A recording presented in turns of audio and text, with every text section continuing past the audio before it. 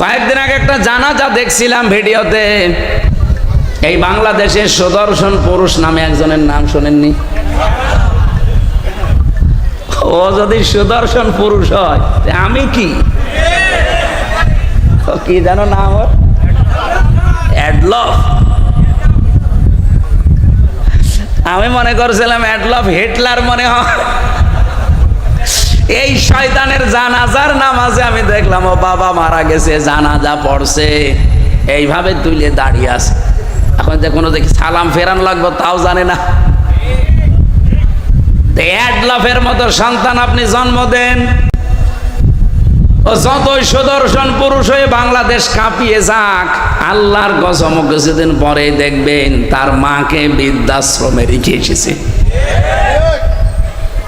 কারণ আজ হাজারো বৃদ্ধাশ্রমে নিজে খোঁজ নিয়েছি, নিজে গেছি, যেয়ে দেখেছি দিন শিক্ষায় শিক্ষিত যারা তাদের মা বাবাও বৃদ্ধাশ্রম অনেক আমি পেয়েছি। এটা শুধু ওই ছেলেটার কারণে না, এটা হচ্ছে তার বউর কারণে। অধিকাংশ 190 জন মা বাবা যারা আজ বৃদ্ধাশ্রমে থাকে তাদের খোঁজ খবর নিয়ে পাশে বসে কথা শুনলে দেখবেন চোখের পানি ফেলতেছে, হাও মাও করে। আমি যে কিশোরগঞ্জে পেয়েছিলাম, কিশোরগঞ্জ থানা, ওইটা হচ্ছে নীলফামারী জেলা।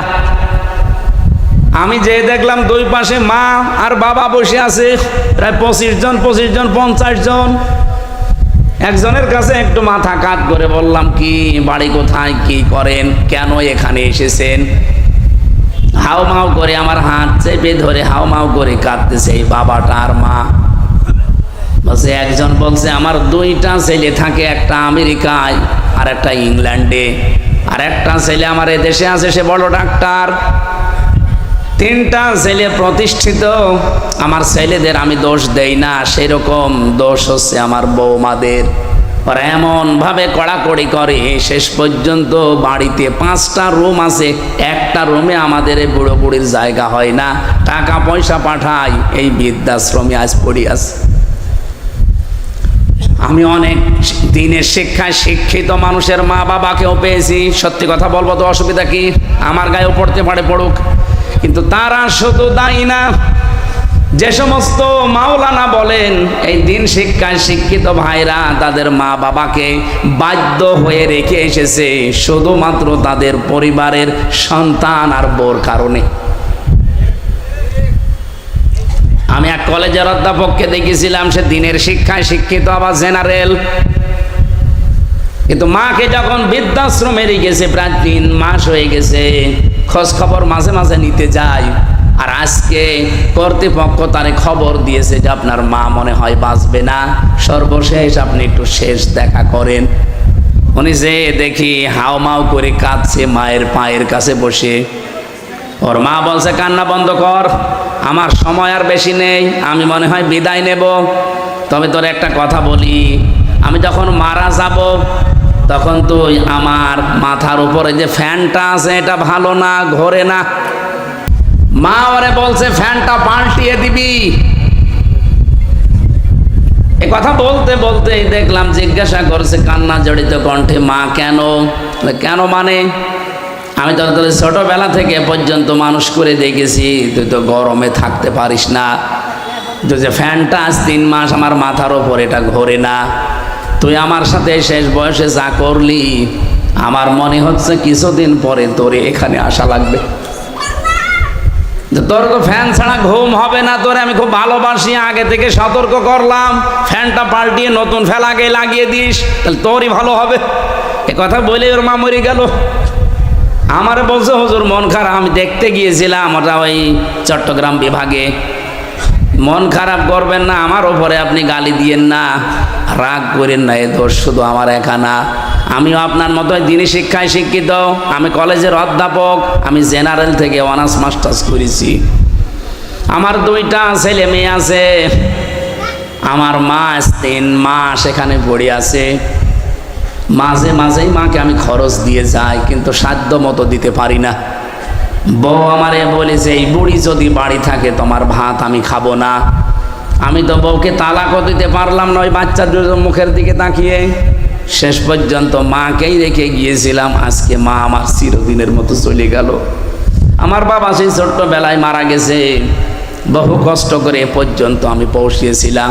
খুব অবস্থান ভালো না, আমার যাই আছে আমি চলতে পারতাম, কিন্তু আজকে আমি এমন একজনকে হারালাম যে দুনিয়ায় আমার নাম ধরে ডাকবে সেরকম মানুষ এখন আর নেই। বলেন তো, জেনারেল শিক্ষা বলেন আর ধর্মীয় শিক্ষা বলেন, মা বাবাকে বৃদ্ধাশ্রমে রেখে আসার পেছনে আমি যতটুকু দেখছি, আমি তো একেবারে কম ঘুরি না, যতটুকুই দেখছি সবচাইতে বেশি ভূমিকা পালন করে বাড়ির বউগুলো। 100টার প্রায় 98টা পরিবারে আজ বউ শাশুড়ির মিল নেই। ছোটখাটো জিনিস নিয়ে তাদের মনের দূরত্ব, শরীরের দূরত্ব এত বেশি, শেষ পর্যন্ত স্বামী যারা আমরা আছি আমরা মানসিক রোগী হয়ে যাই। বউর দিকে একটু ভালোবাসা দেখালে আমার নাম পড়ে যায়, আমি বউ পাগল। মা বাবার কথা শুনতে গেলে ওদিকে শ্বশুর শাশুড়ির মন তো পাওয়াই যায় না, বউ বলে ফেলে তোমার বিয়ে করার দরকার কি। আমি কি বেশি বললাম? হ্যাঁ, এটা বাংলাদেশে নেই। এই দুই চাপা কলে পড়ে হাজার হাজার স্বামী আজ আমরা মানসিক রোগী, কিছু বলতেও পারি না, সইতেও পারি না। এ ঝামেলায় আছেন কারা? হাত তোলেন দেখি, তোলেন।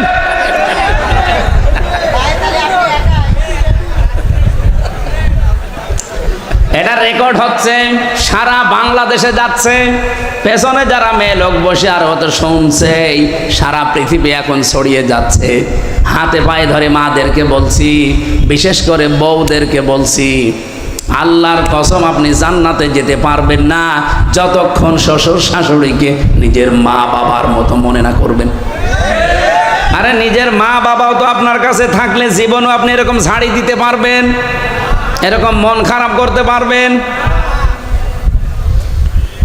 24 বছর, 25 বছর, 28, 30 বছর পর্যন্ত হামজার পেছনে এই মেয়ে লোকটা শ্রম দিয়েছে নিঃস্বার্থভাবে। এই পুরুষ লোকটা রোদে পুড়ে পুড়ে পিঠের চামড়া কালো বানিয়ে ফেলেছে এই হামজার জন্যে। আর আপনি 3 কথায় এসে 3 দিনে আপনি পাল্টিয়ে গেলেন। আপনি নিজের শুধু ক্ষতি করছেন না, এই স্বামীর মন থেকে তো উঠে যাচ্ছেনই। আপনি দেখবেন স্বামীরা সবচাইতে জড়ানো জিনিসকে বেশি ভালোবাসে। আরে পৃথিবীতে সবচাইতে বেশি আমরা পুরুষ যারা আছি, আল্লাহর কসম আমি কোরআন হাতে নিয়ে বলতে পারি, আল্লাহ রাসূলের পরে আমি সবচাইতে বেশি ভালোবাসি আমার মা আর বাবাকে। আর এই মা বাবার সাথে যে জিনিসে জড়িয়ে থাকে তাকেও বেশি ভালোবাসি। এই জন্য যদি স্বামীর মন পেতে চান, আপনি স্বামীর মা বাবার সাথে কন্যার মতো জড়িয়ে যাবেন, তাহলে এমনি আপনাকে মন থেকে ভালোবাসবে। কথা বলেন ঠিক কিনা? আরো জোরে বলেন। আমার ভাইরা, বিশ্বনবী মুহাম্মদ রাসূলুল্লাহ সাল্লাল্লাহু আলাইহি সাল্লামকে আল্লাহ যেই কথাগুলো আমাদের মাধ্যমে এবার জানাবেন, সূরা আরাফ থেকে যেহেতু পড়েছি, আপনি আরাফ থেকে এই প্রাচীর নামক জায়গায় মনে করেন এখন দাঁড়িয়ে আছেন, আপনার বিচার চলছে। আপনাকে আল্লাহ জান্নাতে দিচ্ছে না শুধুমাত্র মায়ের কারণে, বাবার হক আদায় না করার কারণে। সাহাবী প্রশ্ন করলেন, হে নবী, আমার মা বাবার কারণে না আমি জান্নাত যেতে পারলাম না, জাহান্নামে আল্লাহ দিচ্ছে না কোন কারণে? বসেন বসেন, একটু একটু, এইটাই আমার মূল বিষয়, নাই তো আমি পয়েন্ট পর্যন্ত আসতাম না। এদিকে তাকান। সাহাবী প্রশ্ন করার সঙ্গে সঙ্গে নবীজি বললেন তাকে আল্লাহ জান্নাতে দিচ্ছে না মা বাবার কারণে, আর জাহান্নামে দিচ্ছে না, লোকটা আর যাই করুক দুনিয়ায় দিন কায়েমের জন্য চেষ্টা করত। তাহলে দিন কায়েম করা এটা কিন্তু ফরজ, এটা নফল কাজ না। যত ফরজ আছে দুনিয়ায়, এই জমিনে আল্লাহর দিন কায়েম করা, নামাজ, রোজা, হজ, যাকাত, দান, সাদকা এর চাইতেও বড় ফরজ। কারণ দিন কায়েম না থাকলে আপনি নামাজের হক আদায় করে নামাজ পড়তে পারবেন না। দিন কায়েম না থাকলে আপনি যাকাত ভিত্তিক অর্থনীতি পাবেন না। দিন কায়েম না থাকলে আপনি পর্দাশীল মহিলা খুঁজে পাবেন না।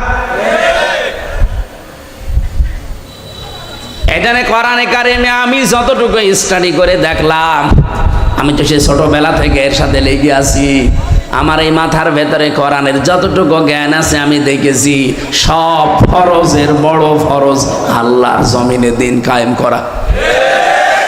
আদম নবী থেকে আমাদের নবী পর্যন্ত কত লক্ষ নবী হতে পারে বলেন?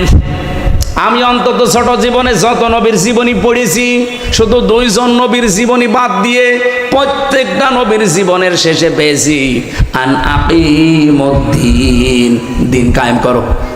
একজন হযরত আদম আলাইহিস সালাম আর হযরত সুলাইমান নবী, এরা 2 জনে আদম নবীর সময় তো মানুষজনই ছিল না, আর সুলাইমান নবী তার বাবার কাছ থেকে রাজত্ব পেয়েছিলেন, তিনি আর কি কায়েম করবেন? আর বাকি যত নবীর জীবনী পড়লাম প্রতিটি নবীর জীবনের মিশন এবং ভিশন ছিল যে দিন কায়েম করা লাগবে। ওয়ালা তাতাফাররাকু ফি, আল্লাহ বলেন মতপার্থক্য করা যাবে না এ বিষয়ে।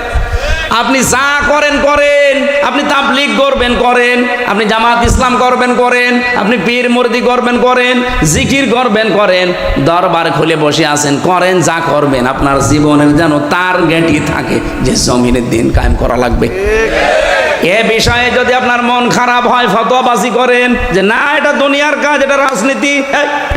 সূরা শুরা 25 নম্বর পারা 13 নম্বর আয়াত, এটা 3 নম্বর পৃষ্ঠার 11 না 10 9 নম্বর লাইনে আছে, মাঝের অংশে পাবেন এতটুকু, কাবুরা আলাল মুশরিকিনা মা তাদউহুম ইলাই। আল্লাহ পাক বলেন হে নবী আপনি যেদিকে ওদেরকে ডাকেন দিন কায়েম করো জমিনে, এটা শুনলে সবচাইতে বেশি মন খারাপ হবে তাদের যারা মুশরিক। বাংলার মুসলমানেরা, নামাজের কথা বললে আপনি আমাকে দোয়া করেন, ভালো কথা বলেন, রোজার কথা বললেও আপনার কাছে আমি ভালো, জমিনে যে আল্লাহর দিন কায়েম করা লাগবে এটা বললে আপনার কাছে রাজনীতি মনে হয়, দুনিয়ার কাজ মনে হয়। আপনি বিশ্বাস করতে পারেন যে কোনো কায়দায় আপনার দ্বারা মনে হয় শিরিক হচ্ছে। শিরিক করলে মানুষ যেহেতু মুশরিক হয়, আর দিন কায়েমের কথা শুনলে রাগ হবে, মন খারাপ হবে, খারাপ লাগবে কাদের? মুশরিকদের। বলেন বলেন, এ বাংলাদেশে দিন কায়েমের কথা বললে আপনার রাগ হয়, আপনি কি মুশরিক? বলেন। আমি তো স্টেজগুলোতে এসে আমার বাবার আইন কায়েম করো বলি না, বলি আল্লাহর বিধান কায়েম করা লাগবে। কারণ এইটা কায়েম হলে এই দেশে ডাকাতি থাকবে না, চুরি থাকবে না, জাকাত ভিত্তিক অর্থনীতি কায়েম হয়ে যাবে, ঠিক বাড়ি বাড়ি জাকাতের সম্পদ পৌঁছিয়ে যাবে। জাকাত নেওয়ার জন্য তখন পাড়া খেয়ে মরা লাগবে না। এদেশের সম্পদ বাইরের দেশে শুধু হাত পাতা লাগবে না, যে টাকায় আছে দেশের সম্পদ আছে, শুধুমাত্র জাকাত ভিত্তিক অর্থনীতি কায়েম করে দেন, এ দেশটা ঠিক 1 বছরে আবার দাঁড়িয়ে যাবে। আর বাইরের মুসলমান দেশ 57টা, তারা তো বিভিন্ন কায়দায় আমাদের দেওয়ার জন্য রেডি হয়ে আছে। আমি মালয়েশিয়া গিয়েছিলাম, সৌদি আরবে ছিলাম, এই দেশটার চাইতে 14 ডবল বড় এই দেশটা। যেখানে যেখানে মিশেছি তারা জানে যে এই পৃথিবীতে সব চাইতে বেশি মুসলমান বাস করে ইন্দোনেশিয়ায় আর বাংলাদেশে। জাকাত ভিত্তিক অর্থনীতি কায়েম করেন না কেন? তারা জাকাত পাঠাবে, ওই টাকাগুলো, নিজের টাকাগুলো, নিজের সম্পদগুলো আপনি শুধু মানুষের দ্বারে দ্বারে জাকাত ফরজ পৌঁছিয়ে দেবেন। 1 বছরের ভেতরে দেখবেন ওই মানুষটা আর ভিক্ষা করবে না, মানুষের চাঁদাবাজি, ছিনতাই, চুরি না। ও নিজের যখন কর্মসংস্থান পাবে, পেটে খাবার থাকবে, তখন ঠিক ভালো রাস্তায় চলবে। বাংলাদেশ জামাত ইসলামের কোন মানুষ চাঁদাবাজি করে না, ছিনতাই করে না, রাহাজানি করে না। এই কারণে করে না, আপনি দেখবেন এই মানুষগুলো যাই হোক, গরিব হোক আর ধনী হোক, আর একটা কাজ আছে। এই যে এই লোকটা জামাত ইসলাম করে, ও কাপড় সেলাই করে খায়, দর্জি। তাতে কি হয়েছে? পায়খানা সাফ করলেও সে মানুষ। আমি কাজ করে খাই, আমি মানুষেরটা আত্মসাৎ করি না। বাংলাদেশ জামাত ইসলামীতে এই দেশে যত মানুষ আছে দেখবেন, সে ধনী হোক, গরিব হোক, মধ্যপন্থার হোক, তার যে কোনো একটা কাজ আছে। আমি জামাত ইসলামী করি, এই যে ওয়াজ আমার কাজ না, এটা আমার দায়িত্ব, কিন্তু আমার একটা আলাদা কাজ আছে। আমার একটা ব্যবসা, 2টা ব্যবসা আছে, একটা বইয়ের, একটা কাপড়ের। যদিও সরাসরি আমি সময় না দিলেও আমার লোক রাখা আছে, আমার শালাটা কাজ করে, আমার আরো কর্মচারী দিয়ে কাজ করি, আমার কর্মজীবন আছে, আমার ব্যবসা আছে, লাভ লস আছে। এই জন্য আমার চাঁদাবাজি করা লাগে না। আমার চিন্তায় করা লাগে না, আমার টেন্ডারবাজি করা লাগে না। অথচ যে মানুষগুলোর কর্মজীবন নেই, তাদের কর্মজীবনই এই রাজনীতি। বলেন তো, তার কোনো কর্মজীবন নেই, কোনো কাজ নেই, ওর কাজই রাজনীতি করা। সে মেম্বার হয়ে, চেয়ারম্যান হয়ে, মেয়র হয়ে, এমপি হয়ে ও মেরে খাবে নাকি? আকাশের দিকে তাকিয়ে থাকবে? এই কারণেই কুষ্টিয়ার কথা বলছি। আগস্টের 5 তারিখের পরে যে এই সেপ্টেম্বর আরম্ভ হচ্ছে কালকে থেকে, এই 1 বছর 26 দিনের একটা জরিপ, শুধু কুষ্টিয়ায় বহু মানুষ হাজার হাজার কোটি কোটি টাকা শুধু চাঁদাবাজি করিস। জামাত ইসলামের একটা লোকের বিপক্ষে এটা তোলেন তো, সারা বাংলাদেশ দিয়ে দিলাম যান। আপনার বিরুদ্ধে কথা আসে কেন? কর্মজীবন তৈরি করেন, দরকার পায়খানা সাফ করেন, রাস্তা ঝাড়ু দেবেন, যে কোনো কাজে থাকবেন, শয়তান আপনাকে দিয়ে উল্টা পাল্টা কাজ করাতে পারবে না। কারণ কাজ যখন নেই তখনই শয়তান তার টার্গেট করে। আপনাকে আমি ভালোবাসি, আপনার আখেরাত যেন নষ্ট না হয়। আরে ভাই, চাঁদাবাজি করে হয়তো আপনি 2 কোটি টাকার মানুষ হবেন, আপনার চাইতে আরো 5 কোটি টাকার মালিক ছিল অনেকেই, কিন্তু এখন বাড়িতেও থাকতে পারে না। আমি নিজে সাক্ষী, 620টা বাড়ি একজন মন্ত্রী ছিল। আগে যিনি মন্ত্রী ছিল, ভূমি মন্ত্রী, আপনার ডিলু, উনি তো কবরে চলে গেছে। ওনার পরে একজন হয়েছিল চট্টগ্রামে বাড়ি, সাইফুজ্জামান জাভেদ। একবার বাইরের দেশে গেলাম, সিঙ্গাপুরে না মালয়েশিয়া যেন, হোটেলে উঠেছি নিচতলায়। হোটেল তো অনেক বড় বড় হোটেল, লিফটে নামা লাগে, 20 তলা, 25 তলা, 30 তলা, 118 তলা পর্যন্ত আছে মালয়েশিয়াতে। চিন্তা করলাম একটু নিচে যাই তো দেখি কি অবস্থা। নিচে এসে দেখি ওয়েটিং রুমে 2 জন শয়তান গল্প করছে। আমি গেছি, আমারে তো চিনে ফেলেছে, বলছে হুজুর সালাম আলাইকুম। ঠিক আছে, কি এখানে? হুজুর আমরা আগেই পালিয়েছি। অবস্থা দেখি আমরা আগেই পালিয়েছি। পালিয়ে আপনি এখানে কেন? আসি আমি। কত নাম্বার কামরায় আছেন? আসি এই হোটেলে আসি। আপনি কত নাম্বারে আছেন? আমার তো আর ওর মতো ভয় নেই, বললাম অমুক নাম্বারে আছি। আপনি এখানে হোটেলে এসে থাকেন, অথচ শুনেছি নাকি এই দেশে আপনার সাহেব পাড়া আছে, সিঙ্গাপুরে আপনার নিজের ফ্ল্যাট আছে, থাইল্যান্ডে আপনার বাড়ি আছে, আমেরিকায় বাড়ি আছে, কানাডায় বাড়ি আছে, আর বাংলাদেশের বিভিন্ন জেলায় সব মিলে সরকারি তালিকায় তার 620টা বাড়ি। আমার বাবার একটা বাড়ি মাত্র। তাই আমি এই 1 বছরের ভেতরে মনে হয় 2 মাসও বাড়ি থাকতে পারি না, 10 মাসে আমার রাস্তায় কাটে। আর আপনার 620টা বাড়ি কবে থাকবেন? আমারে বছর থাকা আগস্টের 5 তারিখ তো আপনারা সব দখল করে নিলেন। আমি 3 তারিখে রাতে পালিয়েছি। এই পর্যন্ত প্রায় 7 মাস চলছে। খুব গোপনে আছি, কেউ জানে না। আপনি শুধু দোয়া করেন। দোয়া? তোমার জন্য দোয়া আসবে মন থেকে? বদদোয়া আসবে? তো এখানে থাকেন টাকা, এখানে তো অনেক ভাড়া। উনি সেই কামরার কথা বলেছেন যেখানে থাকে, কমপক্ষে বাংলাদেশের টাকায় কমপক্ষে 50,000 টাকা প্রতিদিন। আমাদের 30,000 লাগতো। আমাদের তো 1 রুম, আর উনি ফ্ল্যাট নিয়ে থাকে।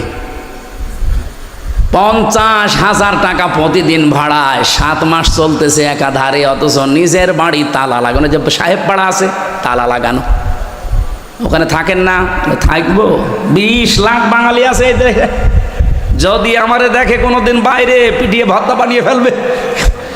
এই হোটেল যেহেতু খুব সিক্রেট, কেউ আসে না এখানে, কারণ 3-4টা গেট পার হয়ে আসা লাগে। আবার সেন্সর লাগানো আছে, আপনি গেলেই ঢুকতে পারবেন না। আপনার চেহারা দেখবে, তারপরে কাজ খুলবে, ওটা আগে থেকে সিস্টেম করা। তো এখানে আসি জেলখানার মতোই প্রায়, শুধুমাত্র একটু খাওয়া দাওয়া ভালো আর ওই মোবাইল চালাতে পারি। তাছাড়া আপনারা 3 বছর জেলে ছিলেন, ওই রকমই আছে। তাও তো অন্তত আপনারা কারারক্ষী দেখতেন, ওই যে জেলার সোফার আসতো, মাঝে মাঝে দেখা হইতো। আর আমরা জেলার সোফারও নেই। এতগুলো বাড়ি, আজ একটা বাড়িতেও থাকতে পারি না। এভাবে যদি কয়েক বছর কেটে যায়, আমার মনে হয় শেষ পর্যন্ত আমারও না খেয়ে মরা লাগবে। আমার ওই দিন থেকে বিশ্বাস হয়েছে 620টা বাড়ি আল্লাহর এই বান্দা নিজের বাবার টাকায় জীবনও বানায়নি। হ্যাঁ, কথা বলেন না কেন? আপনি যারা 1 বছর 1 মাসের ভেতরে 1000 কোটি টাকার মালিক হয়ে গেছেন, সবই তো আপনার বাবার টাকা। এই জন্য আপনাকে বলছি, সময় কিন্তু পাল্টাতে বেশি দেরি হয় না। হঠাৎ করে যদি সময় পাল্টিয়ে যায় না, তখন দেখবেন এই 1000 কোটি টাকা তো যাচ্ছেই, সাথে সাথে আরো 50,000 যাচ্ছে।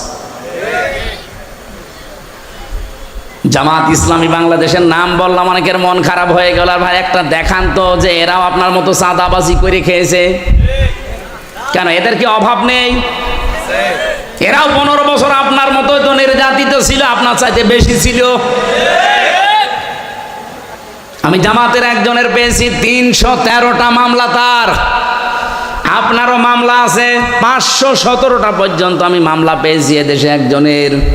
আমি মাঝে মাঝে ভাবতাম, আল্লাহ 365 দিনে বছর শেষ, ওই এক একটা মামলার জন্য একটা করেও হাজিরা দেয়, 517টা ও কয় বছর হাজিরা দেবে? আমার মাত্র 2টা মামলা, তাই আমার হাজিরা দিতে দিতে জীবন শেষ হয়ে যাচ্ছিল। যদিও আমার মামলা এখন প্রায় সব খারিজ হয়ে গেছে। রাষ্ট্র আমাকে ঘোষণা দিয়ে জানিয়েছে যে আপনার সাথে এর কোনো সম্পৃক্ততা পাওয়া যায়নি, আপনি নির্দোষ। তা আমি যদি নির্দোষী হয়ে থাকি, 2 বছর 3 বছর আমার জীবন থেকে কেড়ে নিলেন, ওই জীবন সময়টা ফেরত দেন। হাসিনা আর যাই করুক না কেন, এই 3টা বছর অন্তত যে জুলুম করেছে, আমি খোলাখুলি বলছি, আল্লাহর কসম, কোরআন আমার সামনে, আমি কিন্তু জেলখানায় 20 সালের শেষের দিকে গেছি, এই 23 সালের শেষে বের হলাম 24 সালে। বলেন তো, এই 3 বছরের আগে আমার যতগুলো বক্তব্য, আমি জামাত ইসলামী বাংলাদেশকে শুধু সাপোর্ট করতাম, ভালোবাসতাম, কিন্তু এখন আমি অ্যাক্টিভ হয়ে কাজ করছি শুধু এই হাসিনার কারণে। আমি যাদের সাথে ছিলাম, এই মানুষগুলোর অ্যাক্টিভিটিস দেখেছি, তাদের পড়াশোনা দেখেছি। বিশেষ করে আমিরে Jamaat doctor Shafiqur Rahman, secretary general অধ্যাপক মিয়া গোলাম পরোয়ার, এই পাশের জেলা সিরাজগঞ্জ মাওলানা রফিকুল ইসলাম খান, ওই সাতক্ষীরার মাওলানা ইজ্জতুল্লাহ, রংপুরের এটিএম আজহারুল ইসলাম, এদের সাথে ছিলাম আমি। এদের সাথে সেতে পড়েছি, বুঝেছি, এদের মতো কাজ করার চেষ্টা করতে করতে এখন আমি নিজেই অ্যাক্টিভ হয়ে গেছি। তাহলে মানে এই কাজটা করেছে আমার হাসিনা আপা। হাসিনা যদি আমার এভাবে না দিত, আমি শুধু ওই অবিখা ওয়াজ করে খেতাম। যে কাবি খা আছে না, কাজের বিনিময় খাদ্য, আর আমারটা ছিল অবিখা ওয়াজের বিনিময় খাদ্য। আমি তো ওই লাইনে ছিলাম। হঠাৎ করে এভাবে কষ্ট না দিলে আমি তো অ্যাক্টিভ হতাম না। এই দিন কায়েম করা যে কত বড় ফরজ, এটা আমি বুঝতামও না, শুধু পড়িয়ে যেতাম। এই আয়াত তো আমি সে জন্মের পর থেকেই পড়ছি। আমি যেদিন কায়দা পড়া শেষ করে কোরআন শরীফ ধরেছিলাম, পড়াটা শেষ করে এই আয়াত তো সেই দিন থেকে আরম্ভ করেছি, সেই 5 পাস করার পর থেকে। এতদিন পর্যন্ত তো এইভাবে বুঝতাম না যে কাবুরা আলাল মুশরিকিনা মা তাদউহুম ইলাই। হে নবী, আপনি যেদিকে মানুষকে ডাকেন যে দিন কায়েম করো, এটা শুনলে সবচাইতে বেশি খারাপ লাগবে মুশরিকদের। এই বাংলাদেশে দিন কায়েম করার কথা যেই বলুক, এর কথা শুনলে যদি আপনার মন খারাপ হয়, রাগ হয়, আপনি বুঝবেন আপনার ভেতরে শিরিক আছে। আর শিরিক যারা করে তারা মুশরিক, আর মুশরিক হলে আপনার কাছে খারাপ লাগার কথা। আপনি বলেন, কই আমি তো শিরিক করি না। অবশ্যই করেন, না তো আপনার কাছে খারাপ লাগে কেন? কোরআন শরীফ কি মিথ্যা হবে? এই জন্য আপনি শিরিক করছেন, আপনি আগে মুক্ত হন, তাহলে আপনার কাছে দিন কায়েমের কথা শুনলে আনন্দ লাগবে, মন খারাপ হবে না। আর আপনাকে আল্লাহ নিয়ে আসবেও না। এই আয়াতের শেষের শব্দ আল্লাহু ইয়াজতাবি ইলাইহি মাইয়াশা। আল্লাহ পাক যাকে ইজতিবা করেন, মানে মনোনীত করেন, পছন্দ করেন দিন কায়েমের জন্যে, তাকে আল্লাহ এই কাজে লাগান। ওয়াহদি ইলাইহি মাইয়ুনিব। কিন্তু আমার আল্লাহ দেখেন যে এর মন আছে কিনা। আপনি যদি মন থেকে ফিরে আসেন, আল্লাহর দিন আমি কায়েম করবই, চেষ্টা করে যান, তখন আল্লাহ আপনাকে এই কাজে লাগাবে।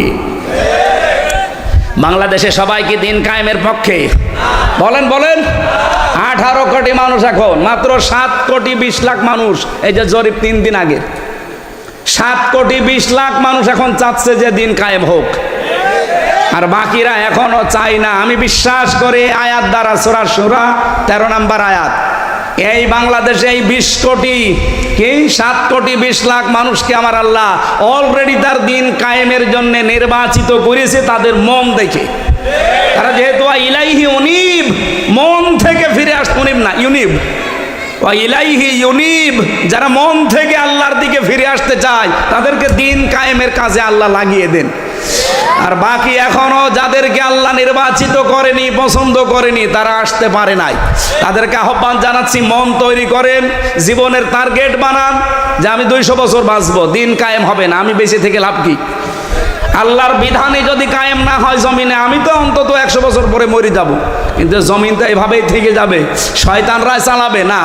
আমি যতদিন আছি আমার টার্গেট এইটা যে জমিনে কি করে আল্লাহর দিন কায়েম করা যায়। একটু মন চায় না, চর্ম চোখে দেখতে মনে চায় না যে কোরআন দিয়ে চললে দেশটা কেমন লাগে?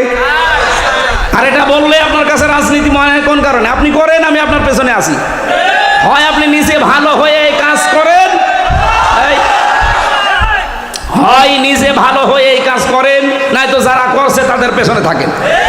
ফতোয়াবাজি করবেন না, ওয়ালা তাতাফাররাকু ফি, কোনো ফতোয়াবাজি এই লাইনে চলবে না। নবীজি বলেন এরা আরাফ নামক স্তরে দাঁড়িয়ে আছে এই প্রাচীরে, এতে জাহান্নামে দিচ্ছে না, এই একটাই কারণ সবচাইতে বড় ভালো কাজ করেছে দুনিয়ায় তারা। হ্যাঁ, ছোটখাটো অপরাধ আছে তাদের। এই জন্য আরাফ সূরা থেকে তাফসির শুনবেন, এই বিষয়টা আপনি নিজেকে ভাবেন তো, এই প্রাচীরের ওপরে আমি দাঁড়িয়ে আছি, হয়তো মা বাবার সাথে খারাপ আচরণ করেছি, তাদের হক আদায় করি না, জান্নাত আল্লাহ দেবে না, জীবনও দেবে না, জাহান্নামও দিচ্ছে না, শুধু দিন কায়েম করার চেষ্টায় ছিলাম এই কারণে। এখন এখানেই যদি দাঁড়িয়ে থাকা লাগে, তা আমার মতো কপাল পোড়া কেউ আছে? এই জন্য এখন থেকে সংশোধন হওয়ার সময়।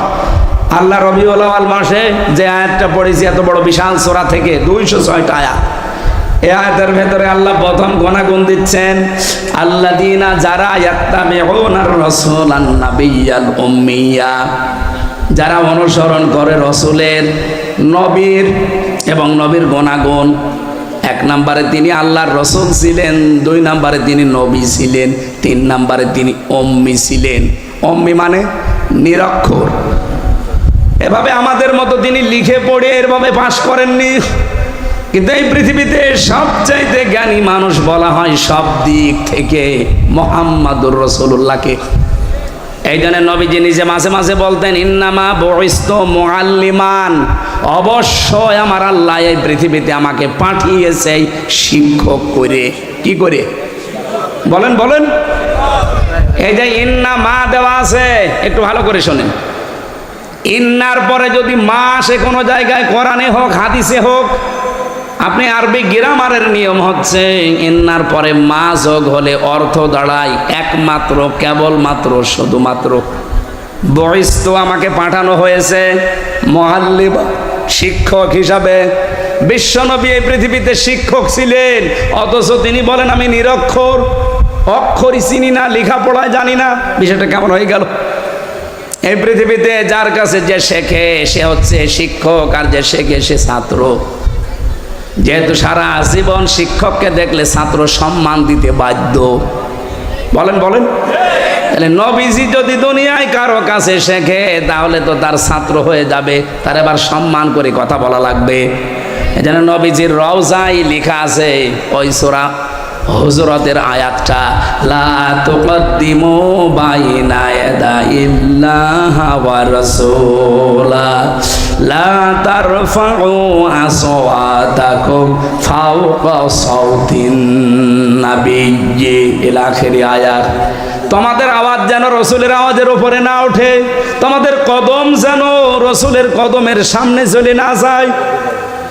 আমার ভাইরা, বিশ্বনবী মুহাম্মদুর রাসূলুল্লাহ কাউকে সম্মান দেবে শিক্ষক হিসাবে, এটা মানায় না নবীজির জন্যে। আমার আল্লাহ এই জন্যে নিজে সরাসরি শিক্ষক হয়ে জিবরাইলের মাধ্যমে নবীজিকে শিখিয়েছেন। জোরে বলেন সুবহানাল্লাহ। তাহলে নবীজি যে উম্মি ছিলেন, এটা তার দর্শনীয় না, এটা তার একটা মর্যাদার পথিক, যে লেখাপড়া দুনিয়ার মানুষের কাছে না করেও তিনি মহান শিক্ষক। আল্লাহ রাব্বুল আলামিন এবার জানিয়েছেন আল্লাযী ইয়াজিদুনাহু মাকতুবান ইনদাহুম ফিত তাওরাতি ওয়াল ইনজিল। আজ ইহুদি খ্রিস্টানরা আপনার কাছে এসে মানতে চায় না, অথচ ওদের ইনজিল ওদের তাওরাতের ভেতরে আপনার পরিচয় আমি লিখে দিয়েছি যে এই গুণাগুণগুলো আমার নবীর আছে, তোমরা মিলিয়ে নাও। যতগুলো গুণাগুণ আল্লাহর নবীকে আল্লাহ দিয়েছিলেন তার ভেতরে এক নম্বরে ইয়ামুরুহুম বিল মারুফ, তিনি ভালো কাজ বা পরিচিত কাজের আদেশ দিতেন। ওয়ায়ানহাহুম আনিল মুনকার, অন্যায় কাজগুলো তিনি বাধা দিয়ে বন্ধ করে দিতেন। বলেন তো 54 বছরে কি আমরা অন্যায় কাজ বাধা দেওয়ার মতো শক্তি সামর্থ্য তৈরি করতে পেরেছি? কি করেছি? অনুরোধ, যে ভাই এটা না করলে ভালো হয়। আপনার বিবেকে কি বলে? ইসলামের কোন কাজ কি অনুরোধ না আদেশ? 92% মুসলমানের দেশে যদি ইসলাম আদেশের জায়গায় যেতে না পারে, খালি অনুরোধের জায়গায় থাকে, তা আপনি কবে আবার কি করবেন? সারা জীবন খালি অনুরোধই করে যাব, সলিমুদ্দিন নামাজ পড়ো। আমরা এবার ইসলামকে শুধুমাত্র অনুরোধের জায়গা না, ওয়ায়ানহাহুম আনিল মুনকার, অন্যায় কাজে আমরা বাধা দিতে চাই। কথা বলেন না কেন? চাঁদাবাজি করা অন্যায় না? এ কাজ কি অনুরোধে হবে? কি হবে? বাধা দেওয়া লাগবে, আর বাধা দিতে হলে বাধা দেওয়ার জায়গায় থাকা লাগে। ইসলামকে ওই জায়গায় নিয়ে এবার পৌঁছিয়ে দেন, কিয়ামতের আগে বাংলাদেশে চাঁদাবাজি হবে না। নবীজির যে সমস্ত কাজগুলো ছিল তার অন্যতম কাজ হচ্ছে ভালো কাজে বা পরিচিত কাজে তিনি আদেশ দিতেন, অন্যায় কাজে বাধা তৈরি করতেন। পবিত্র যত জিনিস আছে, এর আগে অনেকগুলো জিনিস হারাম ছিল অথচ পবিত্র, এই বিষয়গুলো তিনি উম্মতের জন্য হালাল করে দিতেন। অপবিত্র জিনিস যেগুলো নাপাক জিনিস, এগুলো তিনি হারাম ঘোষণা করতেন। এই যে বিড়ি, যেটি যদিও হারাম না কিন্তু এটা অপবিত্র জিনিস, এটা অবৈধ একটা জিনিস, এটা অনেকগুলো ক্ষতির কারণ। একটা লাঞ্চ নষ্ট হয়ে যায়, আর একটা মুখে দুর্গন্ধ তৈরি হয়, অর্থের অপচয় হয়, অনেকগুলো ক্ষতির সম্ভাবনা এর দ্বারা। এই জন্যে এইটাও খাবাইসের ভেতরে অন্তর্ভুক্ত। তিনি সরিয়ে দিয়েছেন, তুলে নিয়েছেন তোমাদের উপর থেকে এমন বোঝাসমূহ, যেগুলো তোমাদেরকে বাঁকা করে রেখেছিল, ওগুলো সব তিনি তোমাদেরকে আল্লাহর পক্ষ থেকে আদেশ দিয়ে দিয়ে সরিয়ে দিয়েছেন।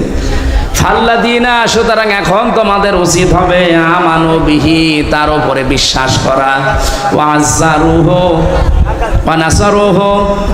এই মানুষটা এখন আর নেই, কিন্তু তার অনুসারীরা আছে, আলেমরা।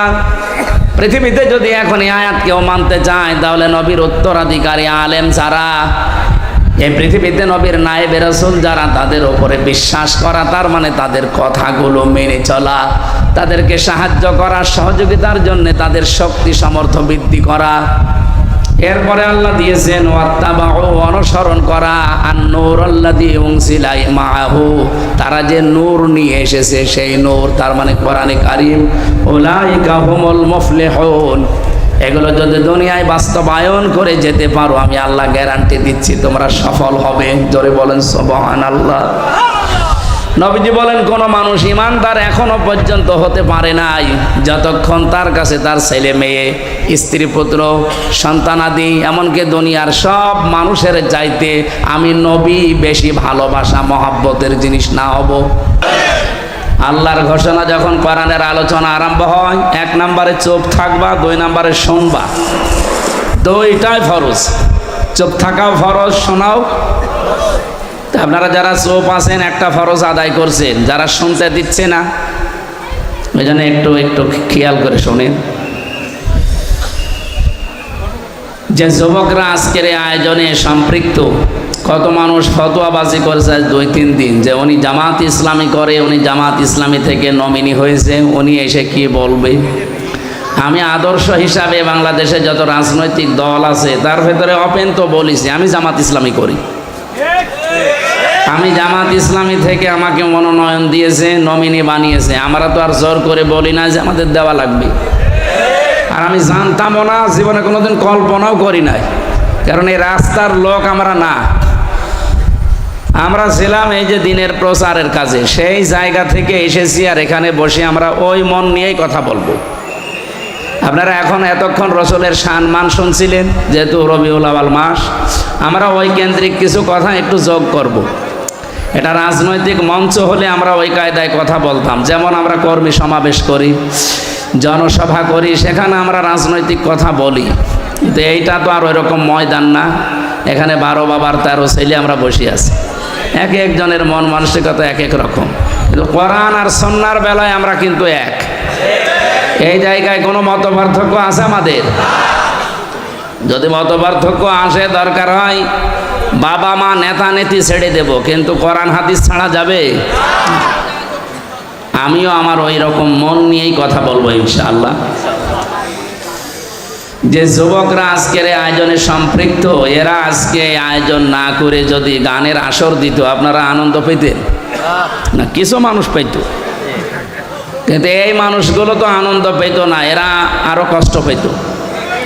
আমরা আনন্দ পেয়েছি কোরআনের কারণে। কিসের কারণে বলেন তো?